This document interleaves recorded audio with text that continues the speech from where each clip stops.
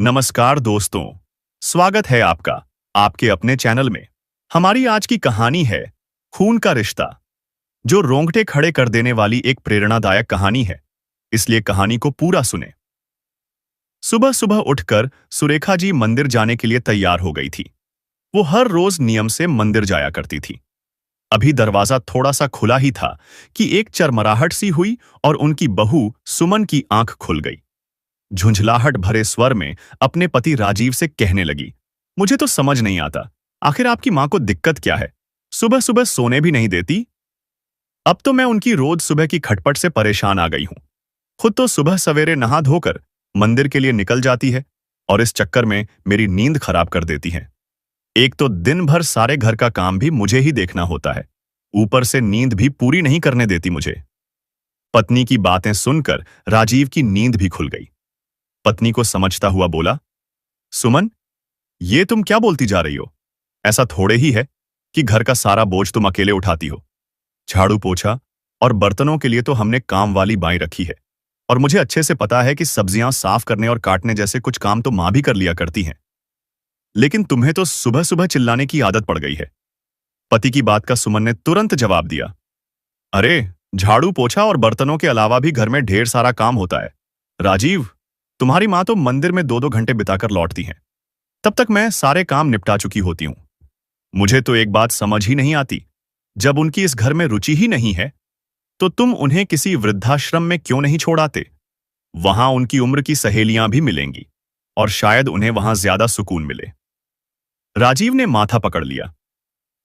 सुमन, मैं तुम्हें कितनी बार समझा चुका हूं कि मेरी मां के बारे में इस तरह की बातें मत किया करो। उनकी उम्र हो चली है, और अगर वह थोड़ी देर के लिए मंदिर चली जाती है तो इसमें बुरा क्या है? और वैसे भी मुझे तो समझ ही नहीं आता कि मैं तुमसे बहस करके अपना दिमाग खराब कर ही क्यों रहा हूं। तुम्हें तो हर सुबह यही तमाशा करना है। अब बस थोड़ी देर चुप रहो और मुझे चैन से सोने दो, राजीव ने झुंझलाहट भरे स्वर में कहा और करवट बदलकर बिस्तर पर लेट गया।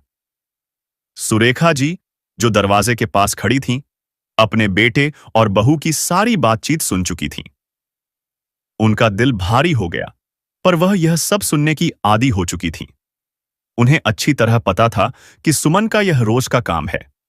उसने घर का माहौल ऐसा बना दिया था कि वहां कोई भी सुकून से नहीं रह सकता था। इसीलिए अपने मन को थोड़ा शांत करने और कुछ पल सुकून में बिताने के लिए सुरेखा जी हर सुबह मंदिर का रुख करती थीं। वहां उन्हें न केवल ईश्वर के सामने शांति मिलती थी, बल्कि घर की तनावपूर्ण हवा से भी थोड़ी राहत मिलती थी।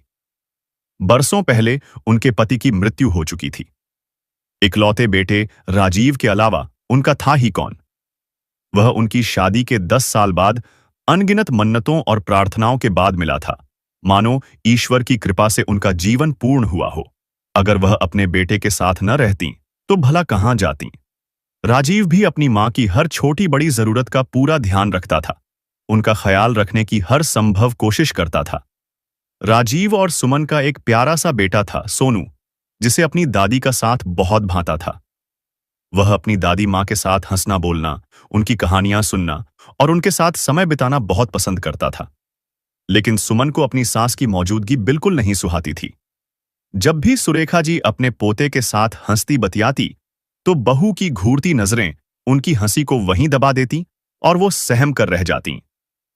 सोनू अपनी दादी से इतना अधिक प्यार करता था कि एक पल भी वह उनके बिना बिताना नहीं चाहता था। यही बात सुमन को अच्छी नहीं लगती थी। राजीव जब भी शाम को दफ्तर से लौटकर आता, तो अक्सर उसके सामने एक ही रट लगाए रखती कि मैं तो तुम्हारी मां का काम करते करते थक चुकी हूं। तुम्हारी मां तो दिन भर पड़े पड़े खांसती रहती है। अब मुझे इनसे छुटकारा चाहिए। सुरेखा जी हमेशा से यह चाहती थीं कि उनकी बहू सुमन पर घर के काम का बोझ यथासंभव कम रहे। जब उनकी तबीयत ठीक रहती, तो वह सुमन के साथ कंधे से कंधा मिलाकर काम में हाथ बटाती थीं। अगर काम वाली बाई छुट्टी पर होती, तो वह बिना किसी आनाकानी के बर्तन धोने से लेकर घर की अन्य जिम्मेदारियां तक संभाल लेती थीं, ताकि सुमन को जरा भी परेशानी न उठानी पड़े। उनकी कोशिश रहती थी कि घर का माहौल सुकून भरा रहे और बहू को कोई शिकायत का मौका न मिले। लेकिन सुमन के मन में तो जैसे सुरेखा जी को वृद्धाश्रम भेजने का ख्याल सवार हो चुका था। इस बात ने घर में हमेशा तनाव और कलह का माहौल बना रखा था। सुमन की यह जिद राजीव को बिल्कुल बर्दाश्त नहीं थी। वह अपनी मां को वृद्धाश्रम भेजने की बात सुनकर आग बबूला हो जाता था और इस मुद्दे पर उसका सुमन से बार बार विवाद हो जाया करता था। यही तनाव और झगड़े का सिलसिला उनके बीच का मुख्य कारण बन गया था। इस तरह महीनों और सालों तक यह तनावपूर्ण स्थिति चलती रही, बिना किसी समाधान के। आज सुमन के कुछ रिश्तेदार उसके घर आए हुए थे, तो सुरेखा जी को उसी समय खांसी छिड़ गई। वे काफी देर जोर जोर से खांसती रहीं। उस समय तो सुमन ने कुछ नहीं कहा, लेकिन रात को जब राजीव घर लौटा तो सुमन ने फिर से हंगामा शुरू कर दिया और जिद ठान ली कि अब वह मां जी को वृद्धाश्रम भेजकर ही दम लेगी। रात को जब सब लोग सो रहे थे तो राजीव पानी पीने के लिए अपने कमरे से बाहर आया। देखा तो मां के कमरे की बत्ती चल रही थी। राजीव ने अंदर जाकर देखा तो उसकी मां पिताजी की तस्वीर हाथ में लिए बैठी हुई थी। आंखों में नमी थी और किसी गहन सोच में गुम थी। राजीव अपनी मां के पास जाकर उनकी गोद में सर रखकर लेट गया। क्या हुआ मां? कोई परेशानी है? बेटा, मैं सोच रही थी कि केवल मेरी वजह से तुम दोनों में रोज क्लैश होता है। घर का वातावरण बोझिल हो चुका है। मैं तो अपनी जिंदगी जी चुकी हूं राजीव। अब मेरे मन में बस एक ही तमन्ना बाकी है, तुम सब एक दूसरे के साथ हंसी खुशी से रहो, प्यार और शांति के साथ जियो। ये रोज रोज की तकरार और मनमुटाव अच्छी बात नहीं है। इसलिए मैंने फैसला किया है कि तुम मुझे ऋषिकेश के वृद्धाश्रम में छोड़ आओ। वहां शायद मुझे कुछ सुकून मिले और तुम्हारा घर भी शांत रहे। अपनी मां की यह बात सुनकर राजीव की आंखों में आंसू आ गए और रुआं से स्वर में बोला, लेकिन मां, मैं जीते जी आपको अपने से अलग कैसे कर सकता हूं? मुझे तो आप मेरी जान से भी ज्यादा प्यारी हो। आज मैं जो कुछ भी हूं केवल आपके ही परिश्रम का फल है। मैं आपके कर्ज से कभी मुक्त नहीं हो सकता। लेकिन बेटा, इस घर का कलह भरा वातावरण मुझे भी रास नहीं आ रहा और मैं हमेशा के लिए थोड़े ही जा रही हूं। मैं केवल कुछ ही समय के लिए वहां जाना चाहती हूं। जब इस घर का वातावरण शांत हो जाएगा तो तुम मुझे वापस ले जाना। मेरी हवा पानी बदल जाएगी तो मुझे भी अच्छा लगेगा और आजकल तो वृद्ध आश्रमों में भी अच्छी सुविधाएं दी जाती हैं। मुझे भी वहां अपनी उम्र के लोग मिल जाएंगे तो मेरा भी दिल लगा रहेगा। फिर ऋषिकेश ज्यादा दूर भी नहीं है। तुम लोगों को जब भी मेरी याद आए तो मुझसे मिलने आ जाना। राजीव अपनी मां की बात सुनते हुए लगातार उनके चेहरे की तरफ देख रहा था। उनके चेहरे पर मुस्कुराहट थी, लेकिन उनकी आंखों में छुपा आंसुओं का सैलाब राजीव साफ साफ देख पा रहा था। हालात से विवश राजीव चुपचाप वापस अपने बिस्तर पर जाकर लेट गया। नींद तो अब उसकी आंखों से कोसों दूर जा चुकी थी। मां की बातें उसके मन में गूंज रही थीं और वह अनायास ही अतीत की यादों में खो गया। उसका मन उन पुराने दिनों के पन्नों को पलटने लगा जब वह महज 5 साल का था। उस छोटी सी उम्र में ही उसके पिता का देहांत हो गया था और सुरेखा जी पर जैसे दुखों का पहाड़ टूट पड़ा था। रिश्तेदारों ने उन पर दूसरी शादी का दबाव डाला, यह कहकर कि इतनी कम उम्र में अकेले जीवन बिताना आसान नहीं होगा। लेकिन सुरेखा जी ने दृढ़ निश्चय किया कि वह दूसरा विवाह नहीं करेंगी। इसके बजाय उन्होंने अपने इकलौते बेटे राजीव को मां और पिता दोनों का प्यार देने का प्रण लिया। वह ज्यादा पढ़ी लिखी नहीं थीं, लेकिन उनके हाथों में जादू था। वह इतना स्वादिष्ट खाना बनाती थीं कि हर कोई तारीफ के बिना न रह पाता। इस हुनर को उन्होंने अपनी ताकत बनाया और घर से ही टिफिन सर्विस शुरू कर दी। और ऐसा करते हुए वो राजीव का भी अच्छे से ख्याल रख पा रही थी। ना सुबह देखी न शाम, और कड़ी मेहनत करते हुए अपने बेटे को पढ़ाया लिखाया, इस लायक बनाया कि वह आज एक सरकारी बैंक में मैनेजर के पद पर आसीन है। राजीव ने अपनी मां सुरेखा जी के जीवन के संघर्ष को करीब से देखा था। उनकी मेहनत, त्याग और संघर्षों की गहरी छाप राजीव के मन पर थी। यही वजह थी कि वह चाहता था कि उसकी पत्नी सुमन नौकरी न करे, बल्कि घर की जिम्मेदारियां संभाले और उसकी मां की देखभाल और सम्मान करे। वह अपनी मां के लिए एक शांत और सम्मानजनक जीवन चाहता था। लेकिन राजीव का यह मातृभक्ति भरा भाव सुमन को बिल्कुल रास नहीं आता था। उसे यह बात बिल्कुल पसंद नहीं थी कि राजीव अपनी मां को इतना महत्व देता था। और जो बात सुमन को और भी ज्यादा खटकती थी, वह थी उसके बेटे सोनू का अपनी दादी के प्रति अटूट लगाव। सोनू अपनी मां से कहीं ज्यादा अपनी दादी मां के साथ समय बिताना पसंद करता था। उनकी बातें सुनता और उनकी गोद में सुकून पाता था। इस सब ने सुमन के मन में जलन और चिड़चिड़ापन भर दिया था। नतीजा यह हुआ कि सुमन का व्यवहार दिन ब दिन और तल्ख होता गया। वह अपनी सास सुरेखा जी पर तीखे तंज कसने लगी थी और अपने कटु शब्दों से उन्हें बार बार आहत करने लगी थी। लेकिन सुरेखा जी सहनशीलता की मूर्ति थी, परंतु अपनी बहू के मुख से कटाक्ष सुनते सुनते सुरेखा जी का अंतर्मन धीरे धीरे जवाब देने लगा था। धीरे धीरे वह अस्वस्थ रहने लगी। अक्सर खांसी करते हुए उन्हें उल्टी हो जाती थी। अब तो बहू उन्हें घिन भरी नजरों से देखने लगी थी और ठान चुकी थी कि अपनी सासू मां को वृद्ध आश्रम भेजकर ही दम लेगी, जिसका नतीजा यह हुआ कि सुरेखा जी हार कर खुद ही वृद्धाश्रम जाने को तैयार हो गई। राजीव भी यह बात समझ गया था कि उसकी मां को इस घर में घुट घुट कर जीना पड़ रहा है, जिस कारण उनका स्वास्थ्य गिरता जा रहा है। परिस्थितियों से परास्त होकर राजीव अपनी मां को वृद्धाश्रम छोड़ने के लिए तैयार हो गया। लेकिन सोनू अपनी दादी की वृद्धाश्रम जाने की बात सुनते ही तुरंत अपनी दादी से लिपट गया। मैं दादी को कहीं नहीं जाने दूंगा, दादी मेरे साथ रहेंगी। चिल्लाते हुए वो जोर जोर से रोने लगा। उसे रोता देख राजीव भी अपना दिल हारने लगा, परंतु फिर उसने अपने बेटे को समझाया, बेटा, दादी को कुछ समय के लिए आराम की जरूरत है। जब कुछ समय के बाद उनकी तबीयत ठीक हो जाएगी तो हम उन्हें वहां से ले आएंगे। आखिरकार दिल पर पत्थर रखकर राजीव अपनी मां को वृद्धाश्रम छोड़ आया। सुरेखा जी के घर से जाने के बाद राजीव और सोनू बहुत ही उदास हो गए, परंतु सुमन की खुशी का ठिकाना नहीं था। सोनू हर रोज स्कूल से आने के बाद गुमसुम सा अपनी दादी के कमरे में बैठा रहता। सुमन उसे बहुत मनाती कि वह उसके पास आकर बैठे, परंतु वह बस अपनी दादी के कमरे में अकेले बैठना ही पसंद करता था, मानो वहां उसे उनकी मौजूदगी का एहसास होता हो। उधर राजीव भी अपनी मां की अनुपस्थिति के दुख को भुलाने के लिए खुद को काम में और ज्यादा डुबोने लगा।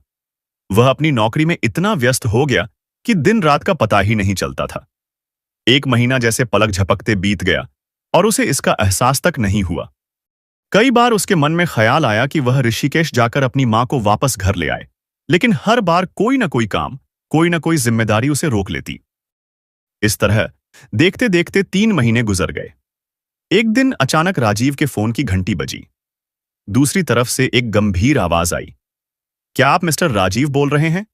जी हां, मैं राजीव बात कर रहा हूं। मिस्टर राजीव, आपकी माताजी श्रीमती सुरेखा का बीती रात दिल का दौरा पड़ने से देहांत हो चुका है। आप तुरंत आश्रम पहुंच जाइए। यह बात सुनते ही राजीव सन्न रह गया। हाथ से मोबाइल छूटकर नीचे गिरा और राजीव अपना सिर पकड़कर धड़ाम से जमीन पर बैठ गया। रोते हुए बोलने लगा, कितना क्रूर था मैं, जो अपनी मां को ही वृद्ध आश्रम में छोड़कर आ गया और उन्हें वापस लेकर आना तो दूर, मैं तो उनसे मिलने तक का समय ना निकाल पाया।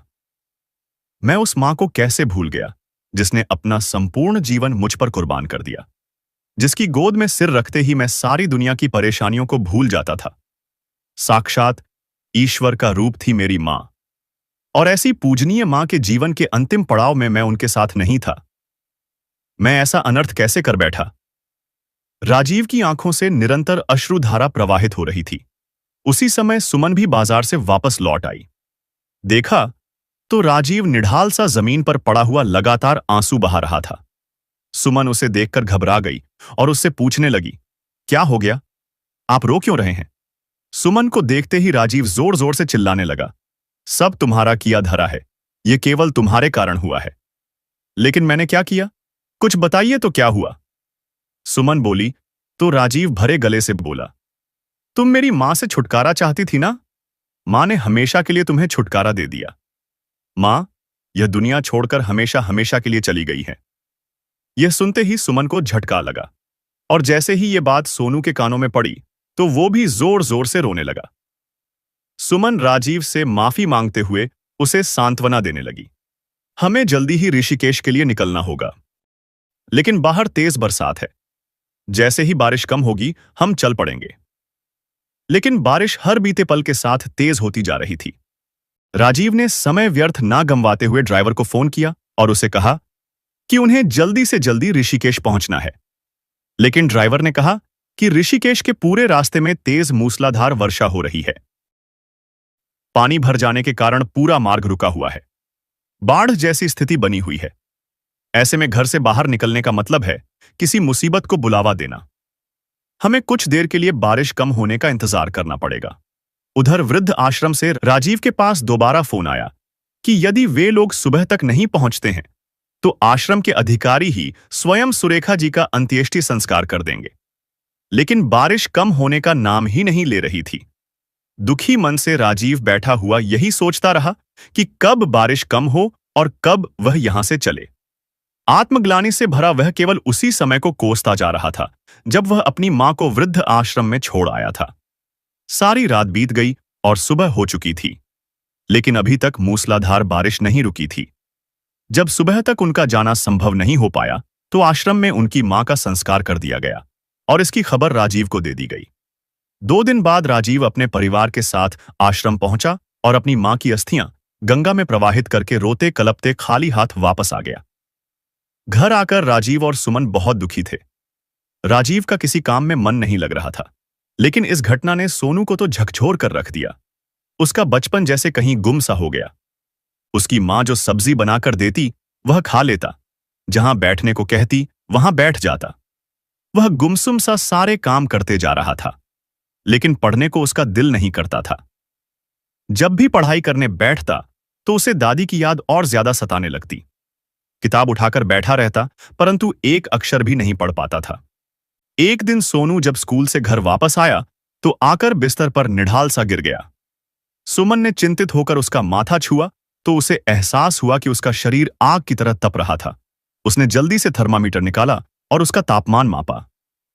जब उसने देखा कि बुखार 104 डिग्री तक पहुंच गया था तो वह स्तब्ध रह गई।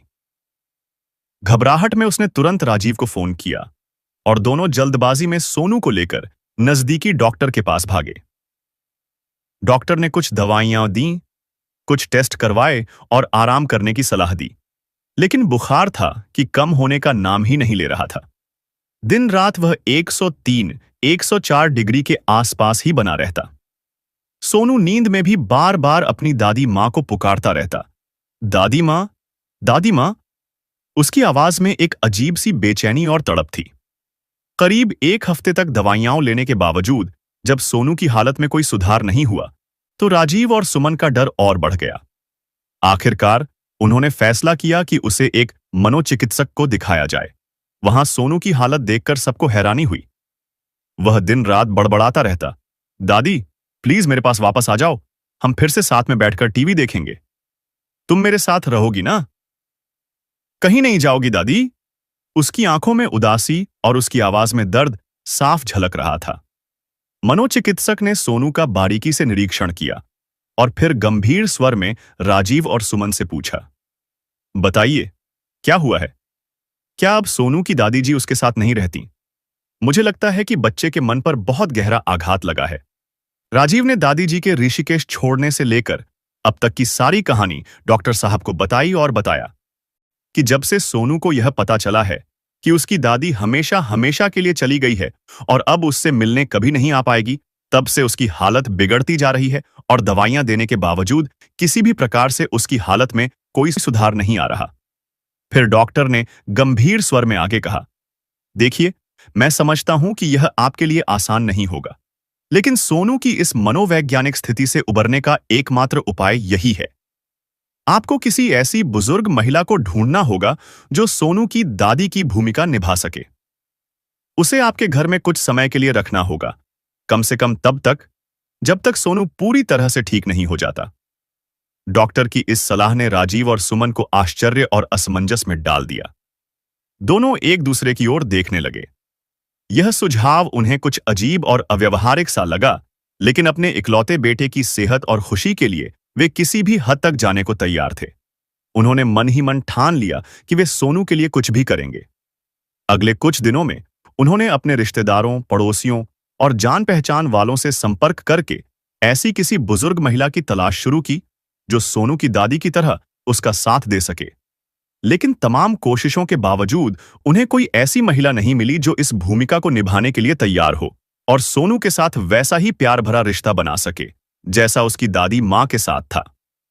हैरान परेशान होकर एक दिन सुमन ने राजीव से कहा, हम इतनी कोशिश कर चुके हैं, लेकिन कोई उपयुक्त महिला नहीं मिल रही।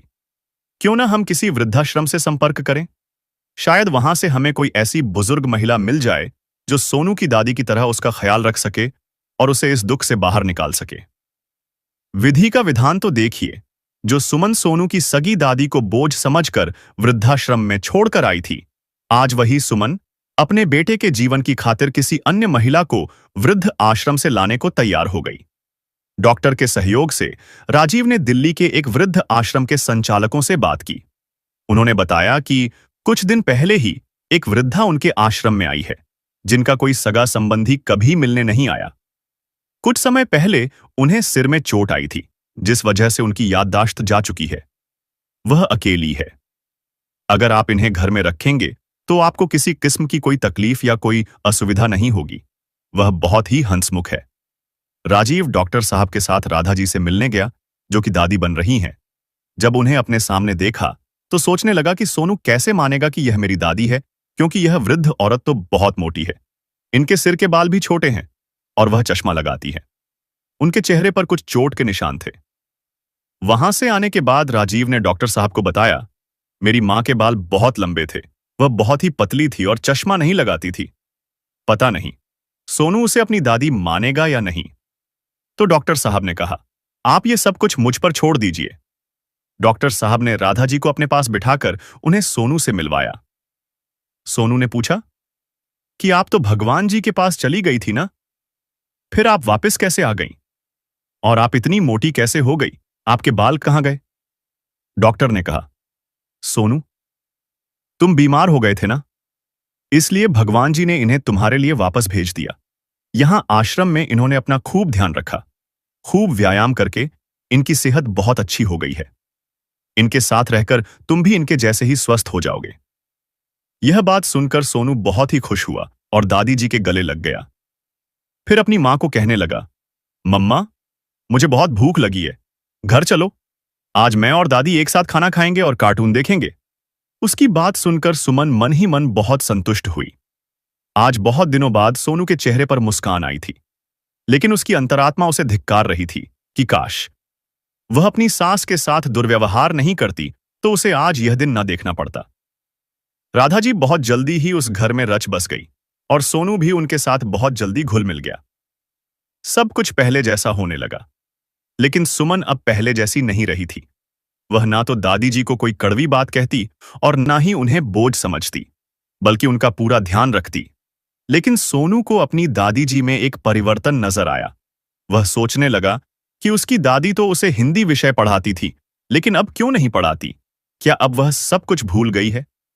राजीव ने उसे समझाया कि अब दादी जी पहले से ज्यादा बूढ़ी हो गई है और इस उम्र में याददाश्त कमजोर हो जाती है, इसलिए तुम्हें पढ़ा नहीं पाती है।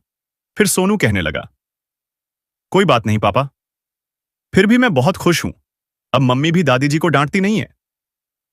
राजीव के मन में एक बहुत बड़ी कसक थी कि काश ऐसा वातावरण मेरी मां के समय में भी होता। काश उन्हें भी ऐसी सुकून भरी जिंदगी नसीब हुई होती। उसे रह रहकर अपनी मां की याद कचोटती रहती और बार बार उसका मन ग्लानि से भर उठता था। कभी कभी तो अकेले में दुख से कातर हो उसकी आंखों में आंसू उमड़ आते थे। आज राजीव सुबह उठा तो अपनी मां को याद करके उदास हो गया। तभी सोनू उसके सामने मुस्कुराता चेहरा लेकर आ गया। क्या पापा, आप रो रहे हैं?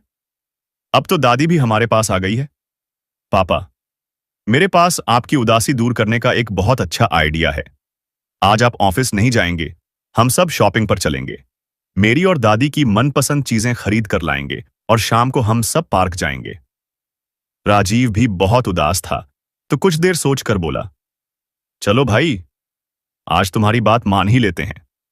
इतना सुनते ही सोनू खुशी से उछल पड़ा। सभी लोग जल्दी से तैयार होकर शॉपिंग के लिए निकल गए। सभी का दिल उमंग और प्रसन्नता से भरा हुआ था। शॉपिंग के बाद उन्होंने रेस्टोरेंट में खाना खाया और शाम को पार्क में खूब मस्ती की। जब घर लौटने का समय हुआ तो सभी लोग गाड़ी में बैठने लगे। राजीव और सुमन गाड़ी में बैठ चुके थे और दादी जी जैसे ही गाड़ी का दरवाजा खोलने लगी तो सोनू ने देखा कि सड़क के दूसरी ओर आइसक्रीम पार्लर था। उसने अपनी दादी से कहा, दादी, आइसक्रीम खानी है, चलो ना। ऐसा कहते ही वह उनका हाथ पकड़कर तेजी से दौड़ने लगा।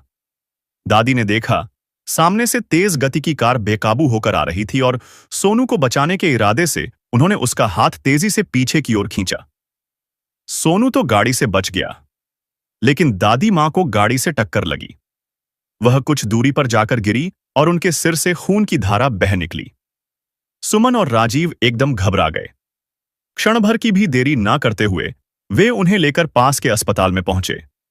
उन्होंने वृद्ध आश्रम के संचालक को भी शीघ्र अस्पताल आने को कहा। डॉक्टर ने तुरंत उनका इलाज शुरू कर दिया और बताया कि उन्हें सिर पर ज्यादा चोट आई है, जबकि शरीर पर ज्यादा चोटें नहीं हैं। कुछ समय बाद वृद्धाश्रम का संचालक भी अस्पताल पहुंच गया। राजीव और सुमन बेचैन होकर सुरेखा जी के बेड के पास खड़े थे, उनकी हालत को लेकर चिंतित। तभी राजीव ने देखा कि उनके होंठ धीरे धीरे कांपने लगे।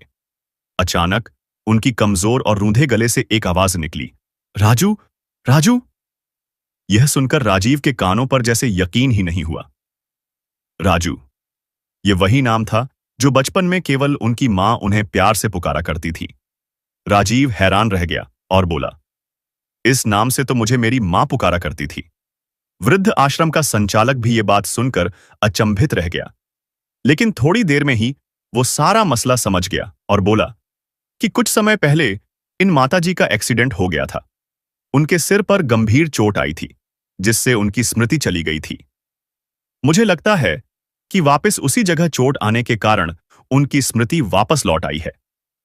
कुछ देर बाद सुरेखा जी को धीरे धीरे होश आने लगा। जैसे ही उन्होंने अपनी आंखें खोलीं, उनके चेहरे पर एक हल्की सी मुस्कान तैर गई। उन्होंने अपने आसपास खड़े सभी चेहरों को एक एक करके देखा और तुरंत पहचान लिया। जब उनकी नजर राजीव पर पड़ी तो उनकी आंखें आंसुओं से छलक उठीं, मानो उनमें बरसों का दर्द और प्यार एक साथ उमड़ आया हो। राजीव अपने को और रोक न सका। वह तुरंत अपनी मां के पास पहुंचा और उनसे लिपटकर फूट फूट कर रोने लगा। मां, अब हम कभी नहीं बिछड़ेंगे। मृत्यु भी हमारे प्यार के समक्ष हार गई मां। क्योंकि जिस इंसान का दाह संस्कार हो चुका हो, वह इंसान साक्षात जीवित सामने हो, तो इससे बड़ा आश्चर्य इस संसार में क्या होगा। अपने बेटे सोनू को देखकर राजीव बोला, बेटा, तुम्हारी दादी अब बिल्कुल ठीक है। सोनू यह सुनकर खुशी के मारे उछल पड़ा और बोला, सॉरी दादी, मेरी वजह से आपको इतनी सारी चोट लग गई। मैं आगे से ऐसा कभी नहीं करूंगा। इतना कहकर सोनू अपनी दादी से लिपट गया। सुमन भी रोते रोते सासू मां से अपने व्यवहार के लिए क्षमा याचना करने लगी। इस करुण दृश्य को देखकर वहां उपस्थित सभी लोगों का मन भर आया। सभी लोग राजीव और उसके परिवार को खूब बधाई दे रहे थे। पूरे परिवार की खुशी का ठिकाना नहीं था। लेकिन हैरानी की बात तो यह थी कि आश्रम वालों से इतनी बड़ी गलती हुई कैसे। यह जानने के लिए राजीव ने ऋषिकेश के आश्रम में फोन किया और पूरी घटना बताई। और गलती कहां पर हुई, इसकी जानकारी मांगी तो संचालक ने जांच पड़ताल के लिए एक दिन का समय मांगा और अगले दिन वृद्धाश्रम के संचालक ने आकर जो कुछ बताया वह आश्चर्यजनक था। दरअसल आश्रम में सुरेखा नाम की 2 महिलाएं थीं। मृत्यु सुरेखा अरोड़ा की हुई थी। इत्तेफाक की बात थी कि जिस दिन सुरेखा अरोड़ा की मृत्यु हुई, उसी दिन ही आपकी मां जी यानी कि सुरेखा शर्मा जी का पैर फिसल जाने के कारण सिर में चोट लगी थी। क्योंकि चोट गहरी थी, इसलिए इलाज के लिए उन्हें दिल्ली के अस्पताल में भेजा गया और इलाज के बाद उन्हें वहां के ही वृद्ध आश्रम में ठहराया गया। सुरेखा अरोड़ा जी का कोई भी सगा संबंधी नहीं था और आश्रम के प्रमुख देखरेख करने वाले मिश्रा जी का तबादला हो चुका था। उनके स्थान पर जो नए सज्जन आए थे, उनकी अनभिज्ञता के कारण रजिस्टर में नाम के साथ दिए गए विवरण पर ध्यान न देने के कारण यह स्थिति उत्पन्न हुई। दिल्ली के वृद्ध आश्रम में आपकी माताजी राधा जी के नाम से ही प्रसिद्ध हो गई, क्योंकि आंख खुलने के बाद वह हमेशा राधे राधे बोलती रहती थी। ठीक होने के बाद स्मृति दोष व अधिक मस्त रहने के कारण इनका शरीर मोटा हो गया। चेहरे पर चोट लगी थी, इसलिए चेहरे पर निशान पड़ गए और सिर की चोट के कारण इनके बाल भी छोटे करा दिए गए। दृष्टि कमजोर होने के कारण आंखों पर चश्मा छड़ गया। कुदरत का ये करिश्मा देखकर सब लोग हक्के बक्के रह गए। राजीव और सुमन ने सपने में भी कल्पना नहीं की थी कि उनकी वह मां, जिसका वह अस्थि विसर्जन भी कर आए थे, उन्हें जीवित मिलेगी। परंतु अब उनकी अनुपस्थिति में उनका परिवार में महत्व सभी लोग भली भांति जान चुके थे और उधर सुमन यह सोच सोचकर शर्म से डूबी जा रही थी कि जिस मां को वह बोझ समझकर वृद्ध आश्रम छोड़ आई थी, आज असल में उसी मां ने उसके बेटे को जीवन दान दिया था।